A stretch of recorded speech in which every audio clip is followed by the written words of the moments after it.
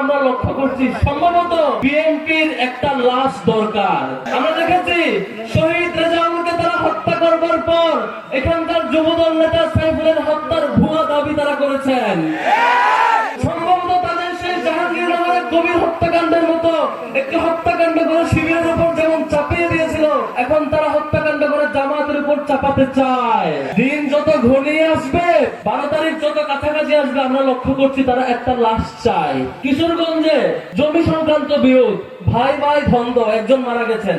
একটু পরে তারেক রহমানের উপদেষ্টা দাবি করে বসলো জামাত নাকি সে হত্যাকাণ্ড করেছে, অথচ গতকাল ছাত্রদল নেতার হাতে এক নারী খুন হয়েছে, সে কথা তারা কিন্তু মুখ লুকাতে পারে না। এরপর তারা চুপ থাকে। কোথাও একটা হত্যাকাণ্ড ঘটলেই তারাই হত্যা করে, কোনোভাবে যদি প্রমাণ করা যায় তারা আমাদের উপর চাপাতে চায়। আমরা স্পষ্ট ভাষায় বলতে চাই, আমরা দেখেছি যে দল নিজেরা নিজেদের কর্মীদেরকে, নিজেরা নিজেদের নেতাকে, কমপক্ষে 300 মানুষকে তারা খুন করেছে যতদিন পর্যন্ত, তাদের কাছে আর হত্যার সার্টিফিকেট আমাদের লাগবে না।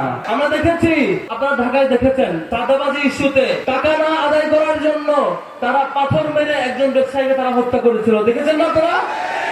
সারা বাংলাদেশের প্রত্যেকটা মানুষের চোখে চোখে সেই দৃশ্যপট এখনো আছে।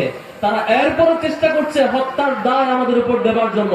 আমরা গত কয়েকদিন ধরে লক্ষ্য করছি তারা প্রমাণ করার চেষ্টা করছে নারীরা নাকি আমাদেরকে ভোট দেবে না, নারীরা নাকি আমাদের পক্ষে নাই। ডাকসুতে তারা এটা বারবার বলার চেষ্টা করেছিল নারীরা নাকি শিবিরের পক্ষে নাই, কিন্তু আমরা দেখেছি আমরা সবচাইতে বেশি ভোট পেয়েছি নারীদের। আগামীতেও দাঁড়িপাল্লার পক্ষে দেখতে পাবেন নারীরা গণজোয়ার তৈরি করবে ইনশাআল্লাহ।